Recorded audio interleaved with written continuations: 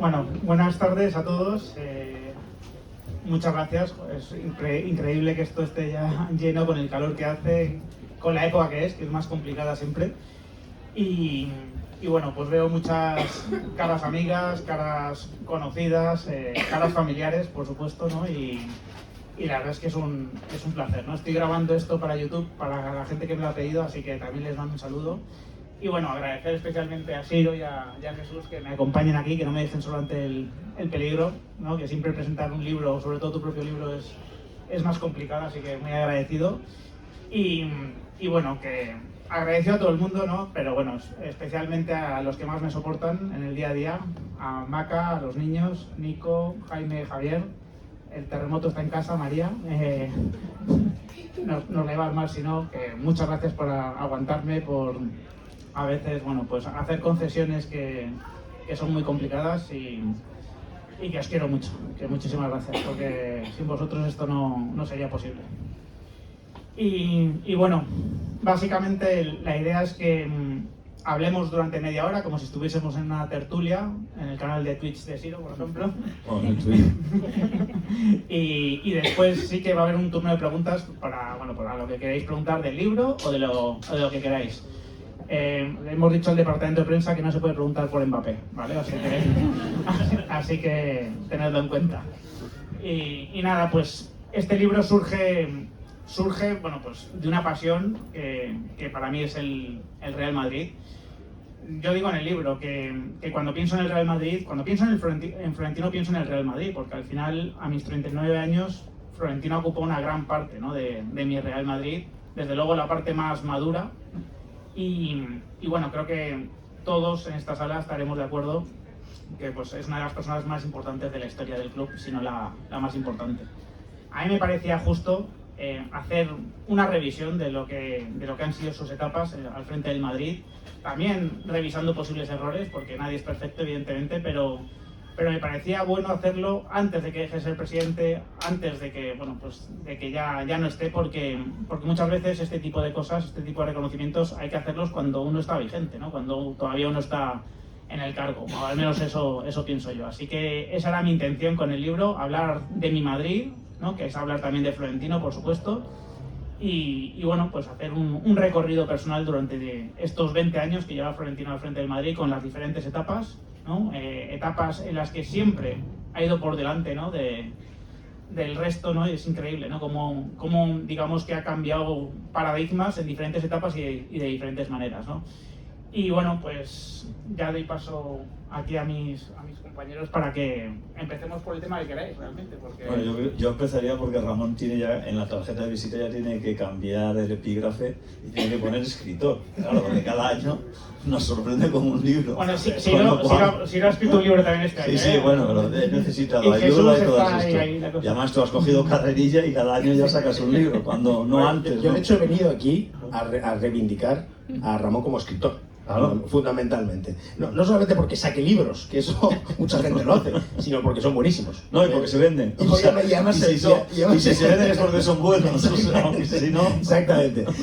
Pero o sea, yo, si me permitís, empezaría por decir eso. O sea, Ramón, yo creo que corre un poco el riesgo, y está pasando hasta cierto punto, de que su faceta de youtuber y de twitchero con enorme éxito, de alguna forma eclipse su faceta como escritor, ¿no? Y yo conocí a Ramón como escritor, y yo fiché a Ramón para que escribiera en La Galerna por cómo escribía los artículos, claro. Los escribía muy bien. Y él tiene un estilo, yo siempre se lo digo, siempre le digo lo bien que escribe, él no lo acepta, lo niega absolutamente, porque claro, como él no se adorna, considera que no escribe bien. Él cree que escribir bien es adornarse. Eso nos pasa mucho. Exactamente. Entonces, Ramón no se adorna ni falta que le hace, o sea, es un tipo que tiene una capacidad de síntesis admirable, que dice exactamente lo que quiere decir, que esto, dicho así, parece muy fácil, pero es dificilísimo de conseguir. No. Yo, que tiendo al barroquismo, sé lo difícil que es, y por eso le admiro tanto.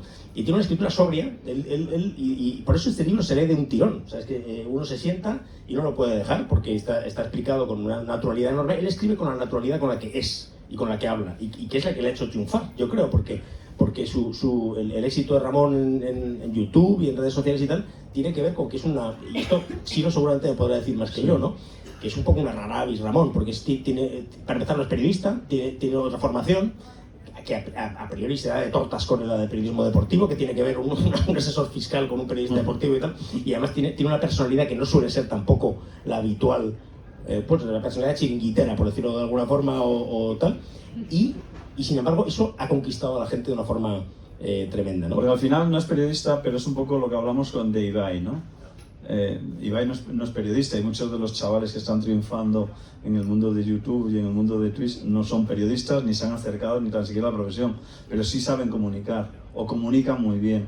Y yo siempre he dicho que la virtud de un gran comunicador es lo que tú apuntabas de Ramón, es la naturalidad.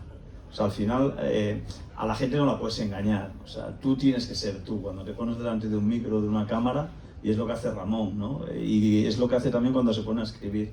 Al final lees a Ramón y te das cuenta que es como es él, lo que tú decías, lo que antes reflejabas, ¿no? El natural, no es nada barroco, no le da muchas vueltas a las cosas, no se adorna.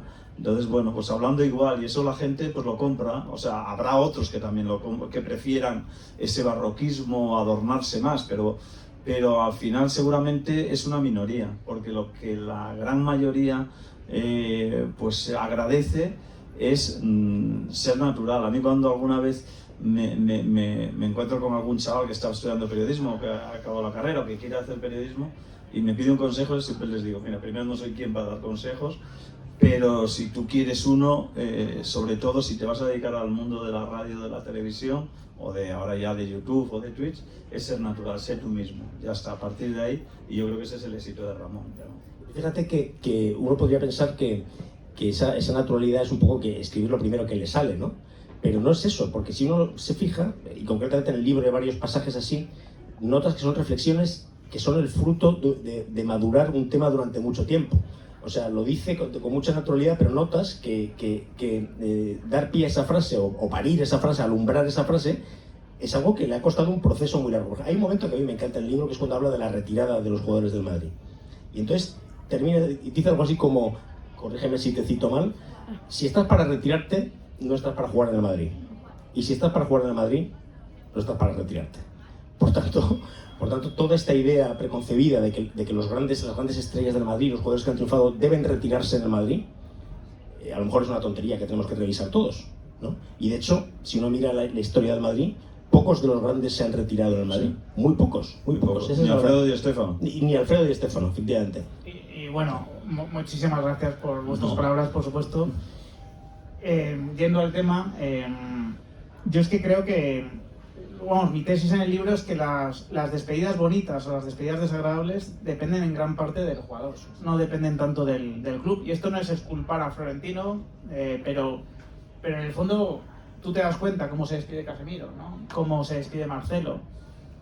Y dices, que ellos eligieron despedirse bien, eligieron también el momento adecuado, ¿no? No es fácil elegir el momento adecuado, no es fácil ser un día casi como un dios, ¿no? Y al día siguiente asumir que ya no estás, ¿no? Para seguir siéndolo, ¿no? Entonces, seguramente la madurez del jugador, el entorno que tenga, que le acompañe, sea decisivo, ¿no? A la hora de poderse despedir bien y irse por todo lo alto, ¿no? Y creo que, bueno, pues muchas veces el club tiene poco que hacer a ese respecto, ¿no? Si de repente alguien te dice en agosto que se va y que no quiere ni rueda de prensa, pues es muchas veces complicado, ¿no? Hacer una salida bonita. Y hablando del libro, yo creo que era... Yo cuando hablaba más habitualmente con Florentino, que últimamente hablo menos, o no hablo, yo siempre le decía, digo, Presi, es que tienes que escribir tus memorias, porque es que tienes tantas cosas que contar, que tienes que... Bueno, él siempre le gusta ocupar un segundo plano en eso, no prefiere que se lo reconozcan los demás que a lo mejor reconocerlo él mismo, aunque él también tiene su ego y él no alardea, pero está muy orgulloso, por ejemplo, pues de ser, yo creo que ahora ya el presidente más laureado de la historia del Real Madrid, y sé que eso él por dentro lo lleva porque al final, tanto a nivel empresarial como a nivel deportivo, él es un ganador, ¿no? Y entonces, aunque quiera ir de humilde, no puede ir de humilde porque su carácter también se lo impide. Pero sí es verdad que yo creo que como gran tímido que es, porque es muy tímido, le da un poco de vergüenza el escribir unas memorias y ser él el centro de atención y el gran protagonismo. Y por eso yo creo que es bueno que gente como Ramón escriba y loe un poco la trayectoria de Florentino, ¿no? Que ha tenido sus luces y sus sombras, y es verdad. O sea, yo, por ejemplo, una de las últimas sombras es lo del año pasado, sin ir más lejos. O sea, para mí hay una, y voy a decirlo como hablo yo normalmente, es una cagada. O sea, sorprendente en Florentino Pérez. Quizás por el personaje que tenía enfrente, que era muy difícil el traerlo para aquí, ¿no? Pero para mí estar en manos de un jugador hasta el 30 de mayo me parece que es un gran error y que nunca ha cometido Florentino, ni creo que volverá a cometer. Pero claro, si tú pones en una balanza lo que ha hecho Florentino, las sombras son tan poquitas y los soles son tan espectaculares y las luces son tan espectaculares que bueno, que yo creo que es bueno el destacarlo. Y yo no sé si decía Ramón, no sé si es el mejor presidente de la historia del Madrid. De los que tú has conocido, sí. Pero yo creo que el mayor elogio que le podemos hacer es que está a la altura de Santiago Bernabéu ya está. Y él no quiere más tampoco, ¿eh? Yo creo que ese es el mayor elogio que le puedes hacer, y yo creo que es de lo que él se siente más orgulloso, porque su gran maestro, o por lo menos el hombre en el que él se fijaba cuando era niño y cuando era joven, era Santiago Bernabéu. Bueno, pues ha logrado el alcanzarlo y poderse sentar a su derecha, ¿no? Lo que antes decíamos, ¿no? En la misma mesa, ya puede sentarse en la misma mesa que don Santiago Bernabéu y don Raimundo Saporta, que también sería bueno escribir algo sobre Raimundo Saporta, porque, ese es un libro porque es uno de los que ha hecho grande al Real Madrid. Igual el Real Madrid que ahora conocemos tiene tanto mérito Santiago Bernabéu como don Raimundo Saporta. Desde luego, ¿no? Y es curioso, ¿no? Que como siendo hombres de cada uno de su tiempo, ¿no? Bernabéu de su tiempo, Florentino de su tiempo, la analogía que hay entre ellos, ¿no? Los episodios, ¿no? Que también comento en el libro, y seguro que me he dejado algunos, donde está haciendo lo mismo que un señor hace 60, 50... Pero adaptándolo a los nuevos tiempos. Pero adaptándolo a los nuevos tiempos. La versión moderna de eso, claro. Claro, dándole vigencia, siendo plenamente vigente, no quedándose, ¿no? En una nostalgia a la que muchas veces le han intentado empujar a Florentino, a que cuando Florentino daba un paso hacia adelante, muchas veces había nostálgicos que le decían, no, nosotros somos el Madrid, ¿no? Como si lo que hiciese Florentino no fuese ser el Madrid. Y es curioso, ¿no? Cómo han sido prácticamente trayectorias en paralelo tantos años después. Pero fíjate, Ramón, que yo estoy convencido que el hecho de que la reinauguración del nuevo Bernabéu o del Santiago Bernabéu sea en el mes de diciembre no es fruto de la casualidad. Yo estoy convencido que en septiembre el estadio estaría acabado y estará acabado. Y yo creo que si se quiere inaugurar o reinaugurar en diciembre es para que coincida con la misma fecha, pues ¿cuántos? 56 años después. Sería diciembre, pues en diciembre se inauguró el Santiago Bernabéu del año 47, pues yo creo que lo hace un poco también para homenajear a 76 años después. 76 años después. ¿Por qué en diciembre? No va a estar más acabado en diciembre que en septiembre. Claro, que en septiembre. O sea, y en diciembre no va a estar acabado. Seguro que habrá cosas todavía que hacer. Por eso digo que yo creo que no es fruto de la casualidad, y yo es algo cuando me enteré que estoy convencido que lo hace, bueno, pues para un poco homenajear al gran creador, el hombre que iba avanzado a su tiempo y que creó un estadio en el año 47 cuando todo el mundo se creía que estaba loco. Claro, él quiere emular a Bernabéu en todo, también en eso, ¿no? Claro. Él ha hecho su estadio como hizo Bernabéu, el estadio Santiago Bernabéu, ¿no?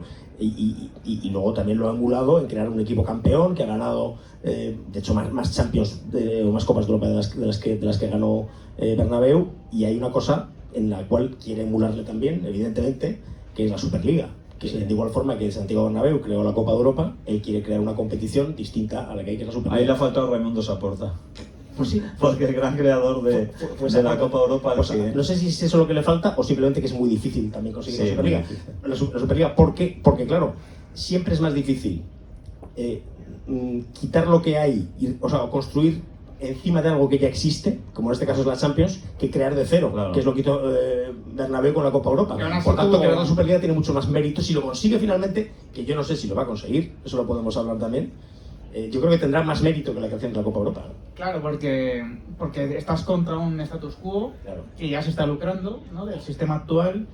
Aún así, bueno, y esto lo saben los dos, por supuesto, pero Jesús, que ha escrito sobre la historia del Madrid, lo sabe especialmente, lo tiene especialmente fresco. Para el Real Madrid crear la Copa Europa fue jugársela, ¿no? Fue jugársela, entre otros, contra el régimen franquista, ¿no? Que no estaba... Franco se oponía frontalmente a... No estaba para a nada de la acuerdo Copa con Europa. eso. Y una pregunta que os quería hacer, porque podemos diferenciar dos etapas, ¿no?, dos mandatos en el caso de Florentino. ¿Cuál valoráis más? O sea, ¿cuál creéis que tiene más mérito? ¿Cuál ha sido más decisivo? Yo creo que la segunda etapa. La primera, al final, era invertir en galácticos. Y con el dinero lo puedes conseguir casi todo. Tiene mucho mérito la primera porque venimos de una crisis económica que, gracias a sus buenas relaciones y a su visión de futuro, logra pues que podamos vender la ciudad deportiva y construir Valdebebas, y eso es lo que permite que el Real Madrid vuelva otra vez a ser el Real Madrid que no era hasta que regresa, hasta que consigue la presidencia Florentino Pérez. Pero bueno, una vez encarrilado ya bueno, pues generar un equipo que fuera campeón fue a base de talonario. Ahora también es a base, gratis no viene ningún jugador, pero sí ha creado un equipo, por ejemplo, lo que se ha hecho con Rodrigo, con Vinicius, con Casemiro, con Lucas Vázquez, con toda esa gente, unos que venían de la cantera y otros que se les ha comprado cuando tienes 17 o 18 años. Esa reconversión del Madrid a nivel deportivo me parece espectacular, porque tienes que darte cuenta, es tener también un poco de visión de que había unos clubes que juegan con unas normas distintas, que son los clubes de Estado, y darte cuenta que tú, por muy Madrid que seas, tienes que empezar a invertir de otra forma de tal como lo estabas haciendo ahora.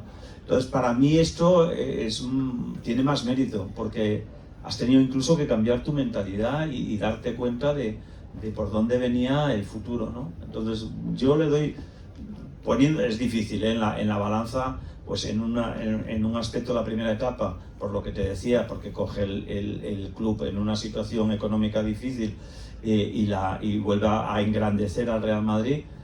Pero en esta, a nivel deportivo, yo creo que se ha trabajado muy bien, porque nos va a permitir tener pasado, presente, y es que yo miro para adelante y como se le ocurra venir al niñato, o sea, es que, claro, tienes un equipo para 10 años, sí, para decir, el City tiene un gran equipo, bien, perfecto, pero es que el mío, yo no lo cambio por el tuyo. Entonces, eso es lo bueno, ¿no? Es que es o sea, la capacidad visionaria de ver que tiene que cambiar la estrategia, pero luego que te salga bien. Claro. y es que es increíble como lo está saliendo. Ha hecho cosas que yo, cuando pone a Zidane en enero, yo le dije, digo, que estaba en segunda B, o sea, fue en enero, ¿no? Llegó en enero. Y sin hacerlo especialmente. Febrero, finales de enero. Y sin hacerlo Pero Presi, estás tirando una moneda al aire, o sea, es que estás cogiendo mucho riesgo. O sea, Zidane será Zidane, y claro, y 5 meses después tienes que agachar la cabeza y decirle, joder, tenías razón. O sea, pero ya no solo por la Champions, no, es que le levanta al Barça, acordaros, que le levanta al Barça 13 puntos y pierde la Liga por 1 punto. O sea, cuando estaba desahuciado. Que, por cierto, yo también digo una cosa, además de un gran gestor, tiene suerte. Pero también yo siempre digo lo mismo, es que en el deporte, eso de que se habla de la suerte de los campeones, viene de ahí esa frase. ¿Por qué? Porque para ser campeón, además de ser muy bueno, tienes que tener suerte. Y el Presi, además de que a nivel de gestor es uno de los mejores, por no decir el mejor, es que además tiene suerte, porque le han salido apuestas que ni en el mejor de los sueños, que ni él mismo yo creo se creía, ni él mismo. El famoso fax. El fax de Gea y Keylor Navas. No, eso, pues claro. Ese es la quinta esencia de la potra, ¿no? Claro. Yo no sé hasta qué punto... Él esa mañana, a mí me cuentan que esa mañana le comentaba a gente de mucha confianza, estos se van a liar y no lo vamos a conseguir hacer. Sí, o sea, era como una intuición que tenía ya, porque eran nuevos. Tú fíjate que mi recuerdo de lo del fax es que se vendió por los medios como que había sido un ridículo tremendo del Madrid. cuando yo creo que había sido el Manchester el que no llegó a tiempo de mandar el fax. Pero claro, aquí todo, mientras no se demuestre lo contrario, es el Madrid el que lo hace mal, es el Madrid el que hace el ridículo y tal. Y bueno, y es así, porque ese es otro tema del que podríamos hablar, que es bueno, que creo que sigue siendo el maltrato de los medios al Madrid, el no reconocer los méritos a Florentino y al Madrid, en general, ¿no? A mí me hace mucha gracia cuando dicen, no, también girando de protagonista, que es Florentino, cuando desde Barcelona, yo entro mucho en TV3 y en algunas emisoras catalanas, y cuando de Barcelona dicen, no, es que Florentino tiene controlada la prensa. Digo, decidme cuál. Digo, por favor, ¿me podéis decir cuál? Y yo les voy enumerando, digo, ¿tú crees que tiene controlada la cadena SER? No. ¿Crees que tiene controlado la COPE? No habla con ninguno. ¿Crees que tiene controlado al Marca? No habla con Juancho, que es el director.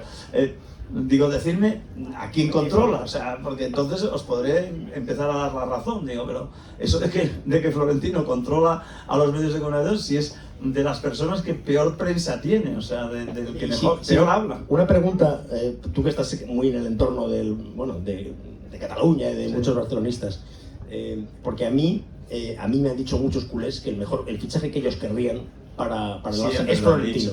Siempre lo han dicho. A ti te lo dicen también. El propio Piqué, ¿no? El propio Piqué lo dice. Sí, pero ¿Y qué siempre. lo iba a decir? Sí, pero siempre. Cuando. Bueno, claro, la primera etapa era fácil, porque estaba Gaspar. Entonces, decían, claro, es que qué envidia tener a un presidente como Florentino Pérez, que ha regenerado el club, que económicamente lo ha vuelto a poner en el planeta y tal, no sé qué. Pero después, con Laporta, con todos los que han ido viniendo, bueno. Ya con todo lo que ha pasado últimamente de Bartomeu y esto, ya ni te cuento. O sea, si pudieran comprar al presidente y poderlo traspasar, que se pudiera traspasar, ficharían a Florentino, sí. La verdad que os decía yo la pregunta de las dos etapas porque yo creo que siendo muy exitosa la primera, sobre todo en la salvación económica del Madrid, pero la segunda, para mí el gran mérito de Florentino es que es una enmienda de la primera. Es decir, yo creo que él extrema el modelo de los galácticos, Zidanes y Pavones, lo lleva a tal extremo que acaba petando el sistema, ¿no? El equipo está 2 o 3 años pasando unas penurias a nivel deportivo tremendas, pese a que los ingresos siguen en aumento. Y yo creo que en la segunda etapa se enmienda a sí mismo. Dice, Sí. yo ya no voy a fichar a Zidane con 29 años, lo voy a fichar con 24 a Cristiano, por ejemplo, y ya, bueno, cuando empieza... ¿Y sabes dónde es más enmienda? En la relación con los futbolistas. Que eso también le pasó a Núñez cuando llega al Barcelona. Y Núñez, que fue presidente del Barcelona, se da cuenta cuando el famoso aquel boicot del Hesperia, que los jugadores se le plantan y le reclaman los derechos de imagen, y ahí se dio cuenta que dices, el futbolista es egoísta, y el futbolista va a la suya, y no le puedes dar un dedo porque te va a coger un brazo.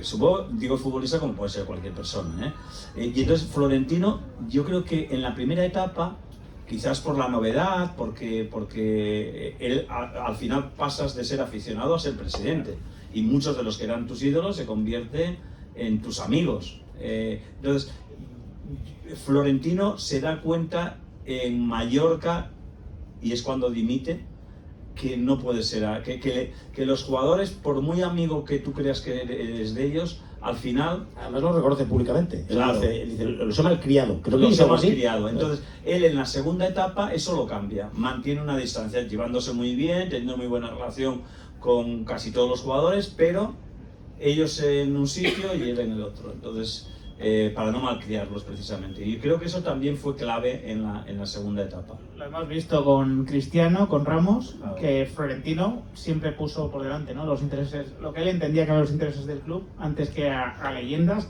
a las que había fichado él. Claro. Y bueno, eso es verdad, como dice Jesús, ¿no? Le ocasionó críticas de la prensa, críticas que han envejecido mal en muchos casos, porque el ciclo es el que es, ¿no?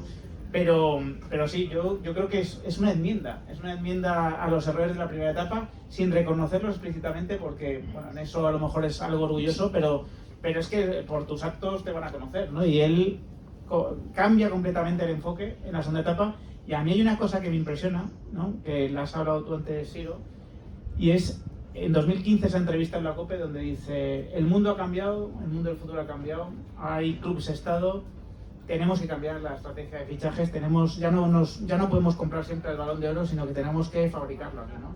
y nadie le hizo ni puñetero caso. O sea, todos los veranos se le seguía colocando los mejores jugadores en el mercado del Madrid y resulta que lo aplicó, ¿no, Jesús? Sí.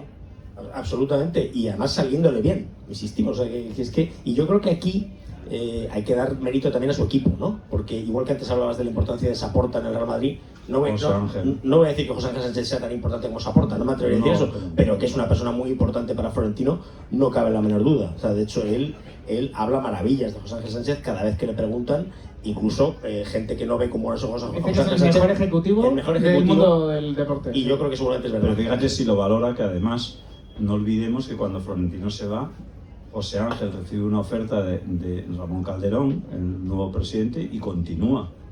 Y eso normalmente Florentino no lo lleva, de hecho, bien. A mí, o sea, Florentino es o estás conmigo o estás contra mí. A mí me consta que, de hecho, José Ángel le dice a Ramón Calderón: yo voy a dimitir, pero voy a facilitarle la vida al siguiente, ¿no? Pues presentándole la agenda, todo esto.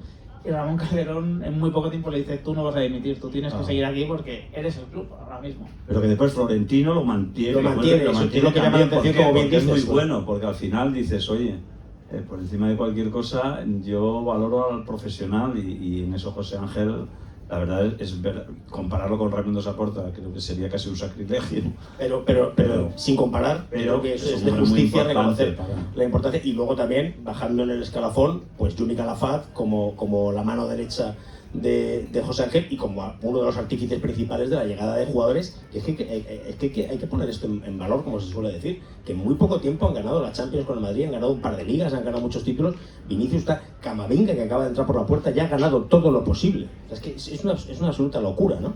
Y es una estrategia que sale, que primero necesita de un visionario que se dé cuenta de que hace falta un giro de timón, y luego hace falta los que la ejecuten. Y yo creo que estos personajes, José Ángel, Juni Calafat, etcétera, la ejecutan ejemplarmente, ¿no? Y no solo que sean muy buenos eligiendo a los jugadores, también son muy buenos eligiendo a las personas, ¿no? Personas que puedan encajar en el vestuario, y después la capacidad que tienen de seducirles sin manipularles, ¿no? A mí me sorprendió mucho lo que dijo Bellingham en la rueda de prensa. Se acordó de Juni Calafat y dijo: muchas gracias por el trato del Real Madrid a mi familia y por no tratar de manipularme, ¿no? Como dando a entender que a lo mejor otros clubes habían intentado otro tipo de artes, ¿no? Algo más arteras.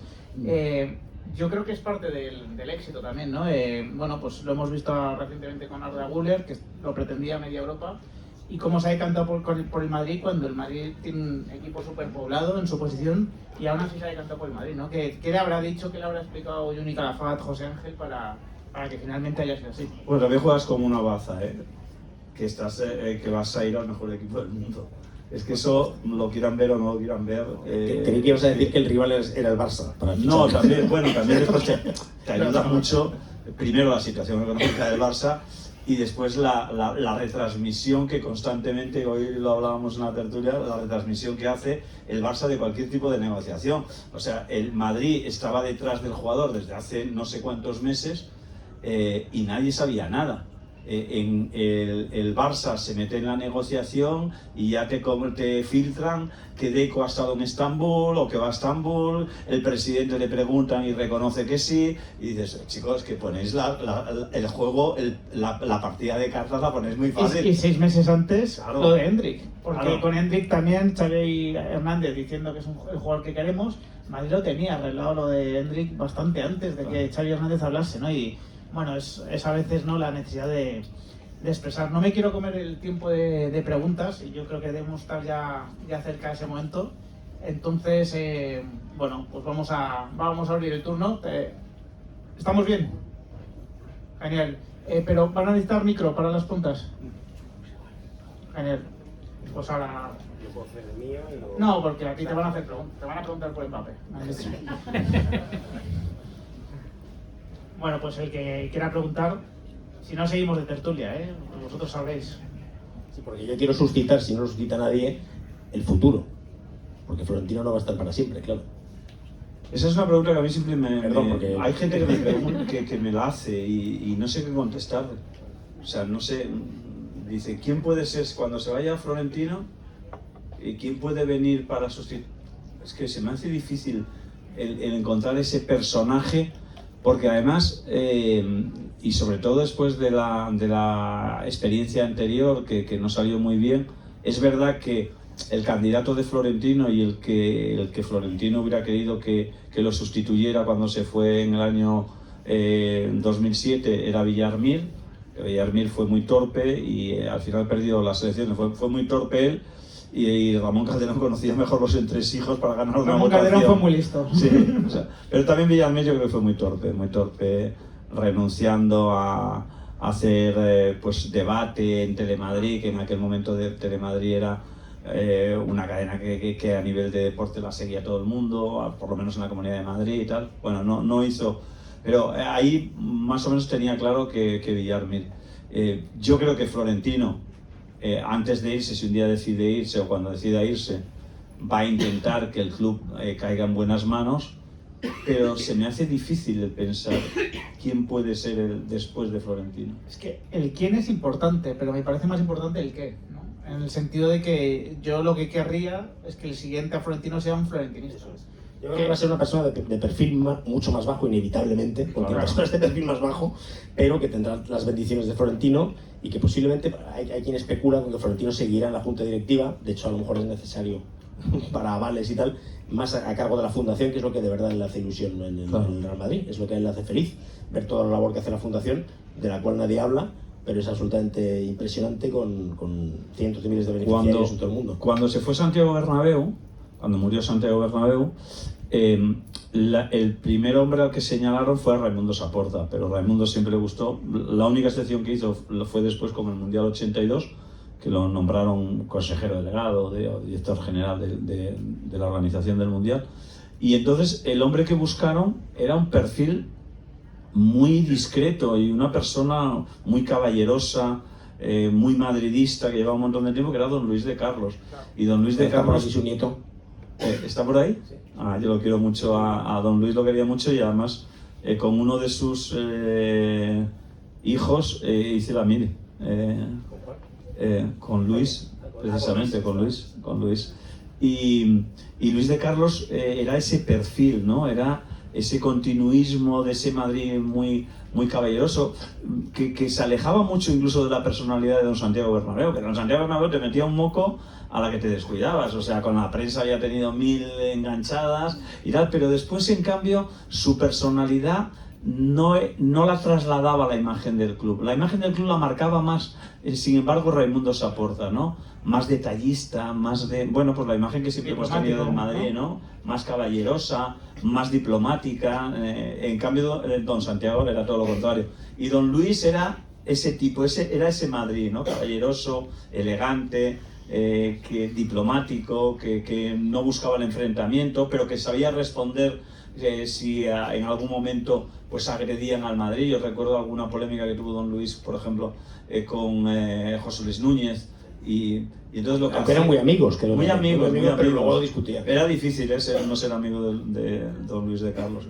Y entonces él siempre lo solucionaba, pues eso, pues de forma muy diplomática. Pues vale, rompían relaciones, pero no le oías ninguna declaración fuera de tono a don Luis de Carlos. Entonces yo creo que con Florentino evidentemente tiene que venir alguien de la línea florentinista, ¿no? Yo no concibo un Ramón Mendoza, y oye, que yo creo que Ramón fue un buen presidente, nos hizo disfrutar de la Quinta del Buitre, que fue maravillosa, que ganamos 5 ligas seguidas, de Lorenzo Sanz, que voy a decir, que le tengo era la persona más cariñosa del mundo, y creo que hizo un buen trabajo, aunque bueno, pues yo creo que fruto más que de su gestión, de la gestión de Ramón, sí. El club entró en una crisis económica importante, porque empezó con lo de los 100 millones, el club de los 100, que para responder un poco a las ofertas que recibía la Quinta del Buitre, pues les puso en unos sueldos que eran inimaginables, lo que ha hecho un poco el Barça en los últimos años,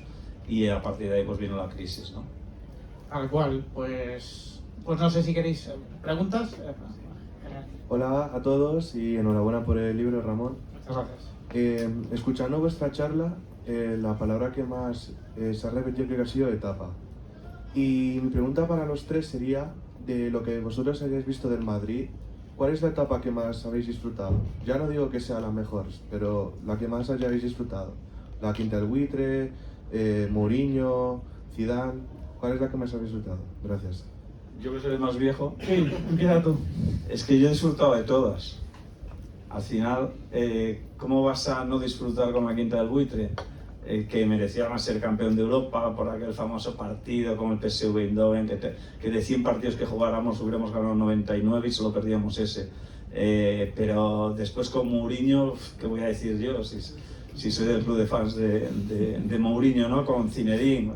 Es que es difícil, o sea, yo viví, por ejemplo, incluso cuando no ganábamos Copas de Europa, o sea, el Madrid de los 70, porque yo cuando ganamos la sexta tenía 10 años y no lo disfruté lo suficiente, ¿no? Porque de aquella la televisión era lo que era, había muy pocas televisiones, yo vivía fuera de Madrid, y entonces, bueno, no lo disfruté, pero sí disfruté ya el Madrid de los 70, de Amancio, de Pirri, es que con aquel equipo disfrutabas aún perdiendo. Yo me acuerdo de perder la final en Atenas de la Recopa con el Chelsea, que hubo partido de desempate y tal, y disfrutabas porque veías a Pirri jugar con el brazo o con la clavícula salida, con De Felipe rompiéndose la cabeza contra quien fuera, con Pepe Pirri, que para mí es eso de los grandes ídolos, igual que Amancio, pues peleando hasta el final, que son un poco esa filosofía que hemos heredado, que eso es otra cosa que nos han admirado nuestros grandes rivales. Eso, cuando hablamos de Florentino, lo que también yo siempre he escuchado, porque me crié en Barcelona, y lo que envidiaban del Madrid es el no dar nunca un partido por perdido, el luchar hasta el minuto 95, si es que el partido duraba 95 minutos, el pelear aunque tuvieras, pues como Pirri, el brazo en cabestrillo. Entonces, bueno, ¿cómo no vas a disfrutar, no? Viendo que tu equipo pelea como pelea. Pues yo he disfrutado en todas las etapas, en todas, no podría elegir una. ¿Tú, Jesús, tienes una predilecta? Bueno, a ver, yo lo que pasa es que creo que el año de la 14, o sea, participando del entusiasmo de Siro por todas las anteriores, que yo las he vivido casi todas también y tal, joder, es que eclipsa todo. Creo que el año de la 14, donde además se ganó la Liga, o sea, es que ni siquiera cabe decir eso de que no, el Madrid fracasa en la Liga y entonces lo compensa con el Pero yo en eso no sé si disfruté tanto o sufrí. Sufriste, no sé claro. si sufrí, Que también sufrí no sé mucho, si pero- sufrí más o disfruté. pero el sufrimiento forma parte de la alegría, porque la alegría final supone Exacto. es superar lo mal que lo has pasado, ¿no?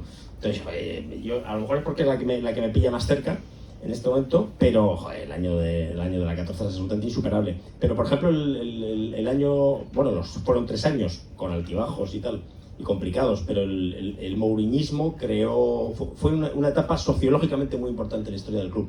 Y en cuanto al funcionamiento interno del club también, yo creo. Y Mourinho recuperó, siendo a lo mejor un egoísta a su manera, pero recuperó El orgullo. el orgullo del Real Madrid, ¿no? Y creo que en el mouriñismo se forjaron muchas cosas, ¿no? También nosotros, los que escribimos o hablamos del Madrid, más o menos los de tu generación o la mía, un poco más viejos y tal, nos metimos a hablar del Madrid y opinar sobre el Madrid muy llevados por todo lo que representaba el mouriñismo, también como oposición a una forma de ver el fútbol que tenía que ser la del Barça, que tenía que ser solamente valía el tiki-taka y tal, ¿no? Entonces, bueno, por razones quizá más extrafutbolísticas, pero en la época del mouriñismo también tengo un recuerdo muy bueno. Yo creo que en la época del mouriñismo lo que éramos eran militantes, más que aficionados, te convertías en militante. La yihad, nos apuntamos a la yihad. Claro, entonces, y es verdad que, bueno, pues coincidió con el nacimiento, ¿no? de muchas personas, de las redes sociales, de muchos escritores que hoy, bueno, lideran incluso departamentos de opinión, ¿no? en medios muy importantes. Y dices, claro, fue un antes y un después, ¿no? Entonces, sociológicamente yo creo que es la época que por lo menos más me ha motivado, ¿no? Pero es verdad. Movió mucho, porque fíjate, estás hablando de Jorge Bustos, sin Bueno, que ha escrito un libro, un prólogo precioso para o sea, mucha gente, Javois, gente muy importante. Sin Mourinho no se habría creado ese caldo de cultivo de opinión efervescente, ¿no? Y no serían quienes son ahora mismo, seguramente. Yo estoy seguro, ¿no? Ahora, es verdad que futbolísticamente, más allá de que muchas veces, ¿no?, el disfrute va asociado también a la adolescencia, ¿no?, al crecimiento. O sea, el Real Madrid para mí, cuando tenía 14 años, era descubrir algo nuevo, ¿no? Ahora no tiene ese efecto porque, bueno, pues vas madurando también. Pero es verdad que la 14, Jesús, también, porque a nivel personal para mí fue un año de mucho cambio, ¿no?, en todos los sentidos, pues me quedaría con esa. Yo en cambio sí tengo el del mayor disgusto. Ahora estaba haciendo memoria, digo, ¿cuál es el mayor disgusto que me he llevado con el Madrid? Yo creo que fue la del 81, que estaba además, me acreditaron como fotógrafo en un periódico que trabajaba, y esa final con el Liverpool, porque claro, habían pasado desde el 66, no habíamos llegado a la final de la Copa Europa, y perder aquella final con el mérito que tenía haber llegado con los García, que era un equipo muy humilde, las dos estrellas eran Lauri Cunningham y Uli Still, y que llegar ahí a esa final y perderla, yo creo que es el peor momento que he pasado viendo al Madrid y estando presente en un partido así trascendental. ¿Alguien más se anima? ¿Alguna pregunta? Bueno, en primer lugar os felicito por vuestra labor como comunicadores a los tres. Yo os quería preguntar, habéis hablado algunas veces de las críticas que recibís, y os quería preguntar por las críticas por ser florentinistas o oficialistas, porque es algo que, hombre, Jesús con la Galerna, Ramón también, Sir un poco menos, pero así le van a recordar ahora que ha presentado un libro sobre Florentino y se lo van a recordar mucho. Entonces os quería preguntar esto porque además los madridistas, cuando el Madrid hace una mala temporada, como este año que ha sido una mala temporada, nos acordamos de Florentino mucho antes que del entrenador. ¿Cómo respondéis a esas críticas por ser siempre remar a favor del presidente? Bueno, me hace gracia la pregunta porque había que echar un vistazo a Twitter antes de entrar aquí. Sí. Imaginaros lo que va a ser eso, con Bengoechea, con Ramón Álvarez de con Ciro López. Me ahorro las palabras exactas que decía aquí. Sí, eso es una palabra demasiado educada, ¿no? Os podéis imaginar, ¿no? A ver, yo es que yo no sé qué es ser oficialista, yo soy florentinista. Abiertamente, ¿cómo no serlo? Es decir, hay gente que está ya criticando que el libro es una geografía de Florentino, pero un madridista, ¿cómo no? Yo no puedo entender que un madridista no adore a Florentino, y de hecho he visto caer a madridistas antiflorentinistas en el florentinismo a lo largo de los años. O sea, ya se han quedado sin argumentos. Te siguen poniendo pegas. Te dicen, mira, pero hay un maltrato al socio porque no sé qué. Porque a mí como socio me gustaría pues que hubiera una piscina como había antes que yo pueda usar. No sé qué. Sí, y te dan argumentos que dices, vale. Pero todos te terminan reconociendo que es el mejor presidente que ha podido tener el Madrid y tal, ¿no? Entonces yo, el oficialismo no sé qué es, porque por otro lado, yo soy florentinista y ya está. Y además lo digo sin tapujos y creo que es lo único que se puede ser. Soy madridista y me parece... respeto mucho a los que quedan, a los antiflorentinistas que puedan quedar madridistas, pero me produce mucha curiosidad. Les pido que me expliquen, ¿no? ¿Cómo puedes ser antiflorentinista? Sí, es que básicamente es eso, ¿no? Yo el tema del oficialismo tampoco entiendo que el oficialismo es pues, ir siempre a favor de la versión oficial del club. Yo ahí no me incluyo porque en algunos momentos pues, me ha tocado criticar cosas. A veces me he arrepentido de criticarlas porque estaba equivocado yo, otras veces yo creo que sí que tenía razón. Pero bueno, florentinista por supuesto que soy, porque florentinista básicamente es estar a favor básicamente de la labor que ha hecho Florentino y considerar que sigue siendo la persona adecuada para dirigir el club. Entonces ahí sí que me alineo tranquilamente, felizmente. Y en el tema del oficialismo, bueno, ya sabéis, ¿no? En las redes sociales, tú las conoces también, se tiende a la polarización, la etiqueta es algo que ayuda mucho a simplificar los argumentos, ¿no? Una etiqueta ya equivale a un razonamiento mucho más complejo que muchas veces la gente no es capaz de hacer. Entonces ya si te colocan pues, con lo oficialista, pues estás en un sitio y si no te lo colocan, pues estás en otro, ¿no? Entonces, bueno, pues es una simplificación, hay que convivir con ella y mira, yo no he leído los comentarios que han hecho, así que más feliz. Muy amables, comentarios muy amables. Yo ya soy vacunado, con lo cual... No, porque además, claro, yo creo que el único así periodista soy yo, ¿no? De trabajar en medios y esto. Entonces ya sabéis que tú puedes ser de cualquier equipo menos del Madrid. Si dices que eres del Madrid, es que te ha comprado el Madrid, eres un bufandero, eres la caverna mediática, eres no sé qué, eres no sé cuánto. Con lo cual, desde que existen las redes sociales, antes yo siempre digo que los que eran unos reprimidos y no podían levantar la voz en ningún sitio, pues iban a los campos de fútbol a insultar a los árbitros, ¿no? O a insultar a los jugadores del equipo contrario o incluso de su propio equipo, ¿no? Bueno, ahora tienen la salida los acomplejados y reprimidos de las redes sociales en las que ahora pues pueden sacar sus peores instintos, ¿no? Y a mí, pues, como ya me han llamado de todo, bueno, yo siempre he dicho lo mismo, o sea, nunca me he escondido, siempre he reconocido de qué equipo soy. Cuando he estado en medios, a lo mejor a nivel estatal, cuando trabajaba con García, pues no lo decía a nivel público, pero sí lo sabía la gente a nivel privado. Y en el tema de Florentino, es que a mí me da igual, y es que ya nos han dicho de que si os paga Florentino, por eso decía que el único periodista soy yo, y claro, lo único que pueden acusar de que me tiene comprado Florentino es a mí, ¿no? Pero bueno, yo he escuchado de cosas de todo tipo, lo llevo, es que me da igual, o sea, yo me he reconocido florentinista, le veo pocos defectos, no digo que no los cometa, que los ha cometido, y cuando lo he tenido que decir lo he dicho. También es verdad que yo siempre he dicho que la objetividad no existe y la crítica hacia el amigo siempre es menor y más cuidadosa que al enemigo, y evidentemente las pocas veces que se ha equivocado Florentino, que yo estoy de acuerdo con Butragueño, que es un ser superior, pues las veces que se ha equivocado, pues bueno, pues seguramente he sido menos agresivo que podía ser con Laporta o con Bartomeu o con Rosell o con cualquier otra persona, pero yo creo que es difícil criticar a Florentino. Pero es muy difícil, y sin embargo existe la percepción de que si hablas bien de Florentino es porque te ha comprado. Sí, porque te ha comprado. Es alucinante. Es alucinante, sí. Porque como si no hubiera razones para hablar bien de Florentino sin que te compre. Claro.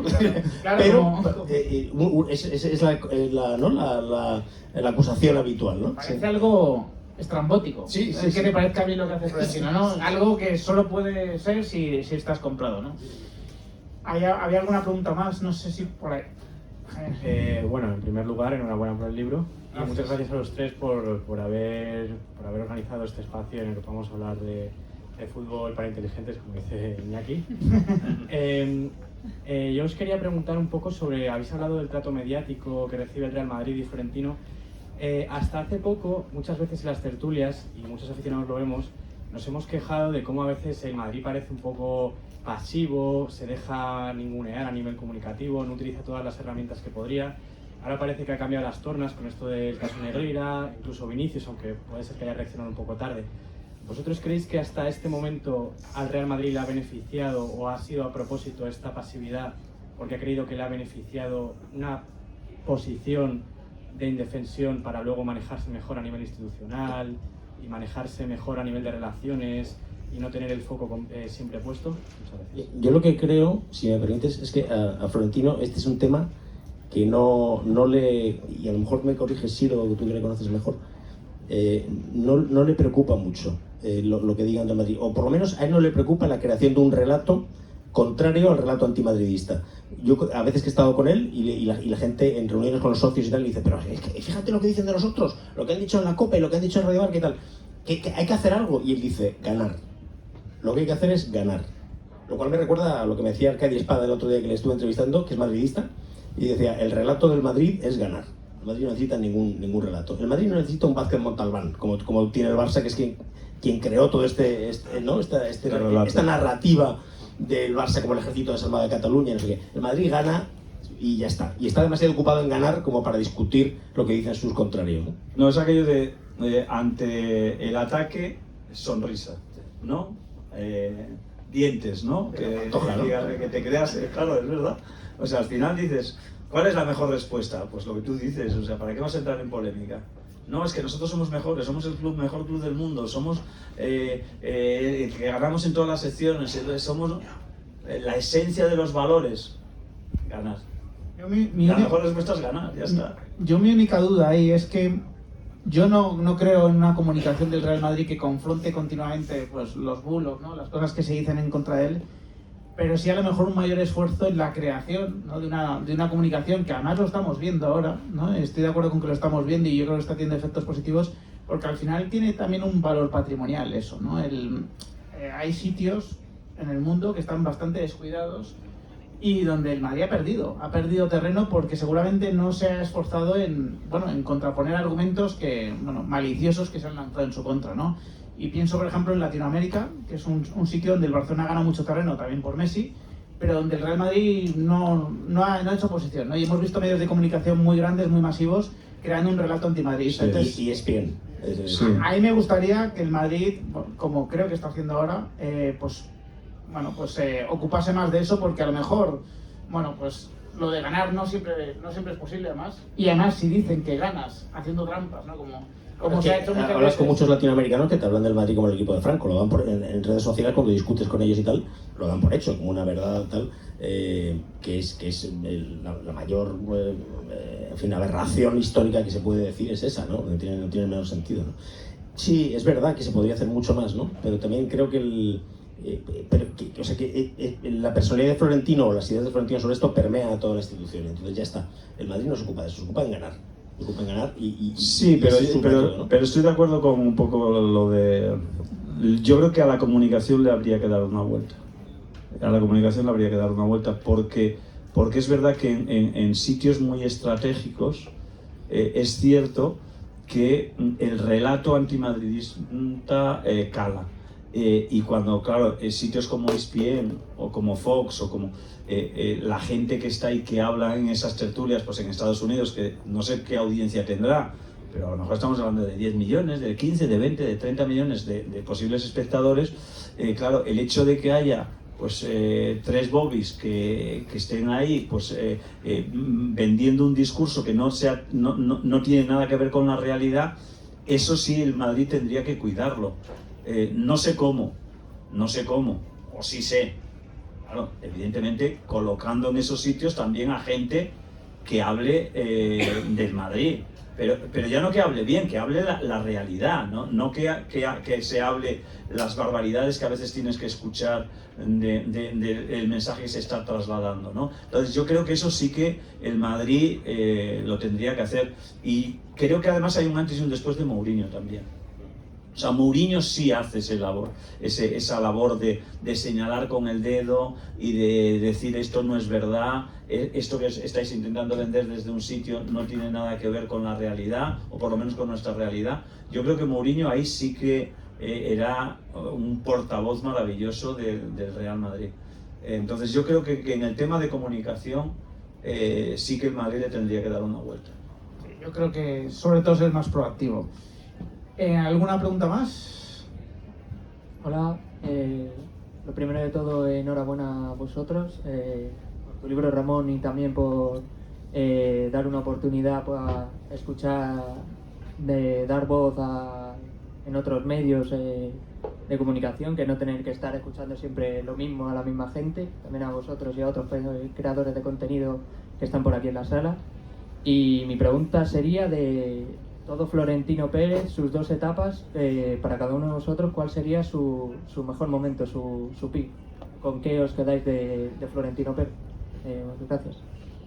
Para mí el mejor momento es la 14, porque es la constatación de que esa estrategia tan arriesgada que suponía pues ir a por jugadores jóvenes, a por adolescentes, pues llega a su máximo éxito. Es verdad que coincidió con el Mbappé, que es un gran fracaso que atesora, pero creo que a nivel de proyecto deportivo, ese momento, cuando tú ves a Camavinga, a Vinicius, a Rodrigo, a Valverde, ganarte la Copa Europa como te la ganaron, yo creo que Florentino se sintió pleno, ¿no? Y yo creo que además era la Champions que ganó sin Cristiano. Claro. O sea, ahí de repente se sintió lleno de razones. Claro. Dijo, yo tenía razón. Sin Ramos. Hicimos lo que teníamos Y sin que hacer. Ramos. Y sin Ramos, efectivamente. Claro. Hicimos lo que teníamos que hacer. Claro, es que era uno de los grandes riesgos que corrió Florentino, o sea, a nivel deportivo, que es prescindir el mismo año de Cristiano, bueno, primero de Cristiano y después de Sergio Ramos. Entonces, hubo mucha gente que decía, es que al Madrid le van a faltar los goles de Cristiano, es que de Cristiano, si pedía 36 habría que darle 36, y Florentino ahí fue muy frío, dijo, económicamente nosotros no podemos afrontar esta decisión y por tanto te vamos a ofrecer hasta 30 y si no lo quieres, pues que buscas equipo y que venga con 100 millones y te vendemos. Y después también Sergio Ramos, que tenía a un 80% de los medios de comunicación detrás, ¿no? Y yo creo que para él ha sido el momento de mayor felicidad, porque es de demostrar una vez más que el Madrid está por encima de cualquier otra, de cualquier estrella y de cualquier situación. O sea, pues yo además dije, y seguro que Florentino también lo pensaba, el Madrid ganó antes de Cristiano, ganó con Cristiano, pero va a seguir ganando después. Y 2 años después ganó. Yo creo que para mí seguro que el Zenit fue ese. Sin duda. Pues mira, como a mí me consta que no has tenido ningún tipo de contraste con el personaje para escribir el libro, me gustaría saber qué crees que te diría Florentino después de leer el libro, te llama al día siguiente o a los 2 días, ¿qué crees que te comentaría Florentino? Ponte un momento en la situación de Florentino y que te llama para, después de haber leído tu libro. Bueno, pues yo creo que, hombre, lo valoraría como un libro positivo hacia su figura, eso seguro, y me discutiría los errores que yo veo en el libro, estoy seguro. Me diría, no tienes razón con lo de Beckham, no tienes razón, no sabes lo que nos dio Beckham a todos los niveles, y yo creo que también recojo, ¿no?, esa parte del argumento en el libro.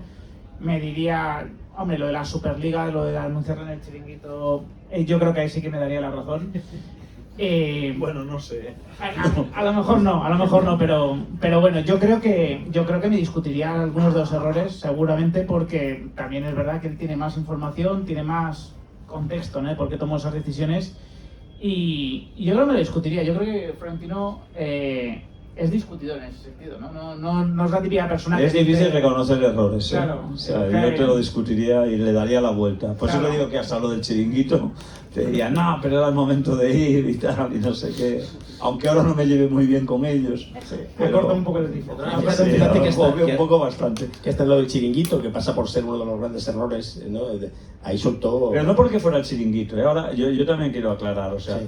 creo que un evento de ese calibre, el mayor cambio de los últimos 50 años en el fútbol europeo, no se puede presentar, no en el Chiringuito menos, porque es un programa, bueno, superficial, o sea, entonces, pero aunque hubiera sido en la BBC, y yo siempre decía, digo, eso lo tienes que presentar rodeado de los 12 presidentes o de los 12 dueños de los clubes. Y los 12 capitanes, Claro, con Messi y con Cristiano, claro, por ahí. con tus sponsors allí, los que van a ser sponsors, con los árbitros, con los árbitros que vas a tener, y lo tienes que presentar a lo grande. O sea, no puedes presentarlo en un programa residual en España, pero insisto, aunque según fuera la parece, BBC, lo que tampoco. dijo él allí mismo es que se suponía que el día siguiente Laporta iba a hablar en la otra parte y el de Liverpool en la BBC y tal, pero claro, al día siguiente se cayó todo Claro. el chiringuito, nunca mejor dicho, Claro. porque intervino todo el mundo para cargarse el Y proyecto. fue todo como muy clandestino, o sea, Sí, es que sí, fue... sí.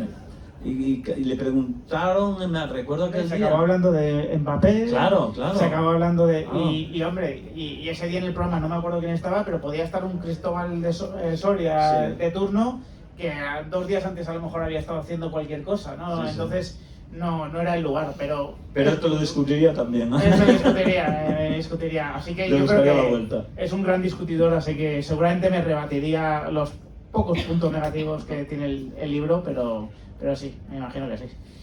No sé si hay alguna pregunta ahí al fondo. A ver si...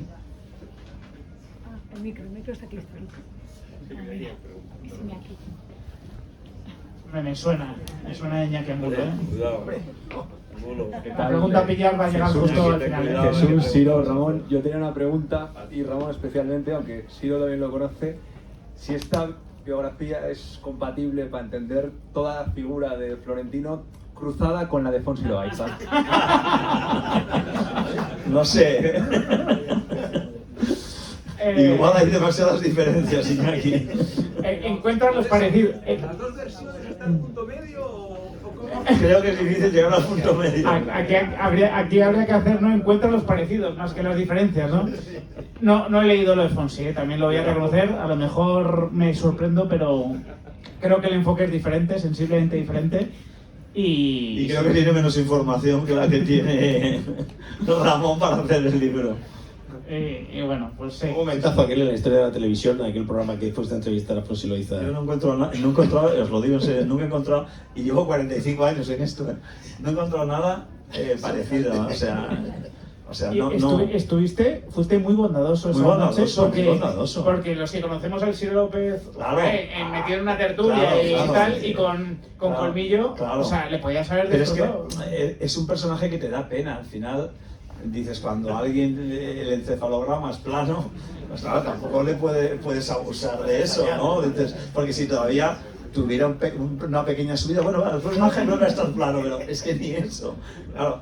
Bueno, yo creo que dice poco o dice mucho de la gente que lo eligió, que en principio estaba en el círculo de Podemos para ser... Pero no destituyeron, Bueno, no, más o menos. no, por eso digo, No llegó un pero WhatsApp no, también lo de que Podemos que no. sorprende es que lo pusieran, gracias yo creo que al programa, yo creo que eso, y Pablo Iglesias me lo tendrá que agradecer toda la vida, yo creo que se dieron cuenta que igual restaba más que sumaba, ¿no? Acabó la carrera política Sí, fugaz, sí. ¿no? Esa misma noche. La verdad que creo que ahora ya no está el vídeo en YouTube, pero es un vídeo de estos inolvidables, o sea, la verdad, ¿no?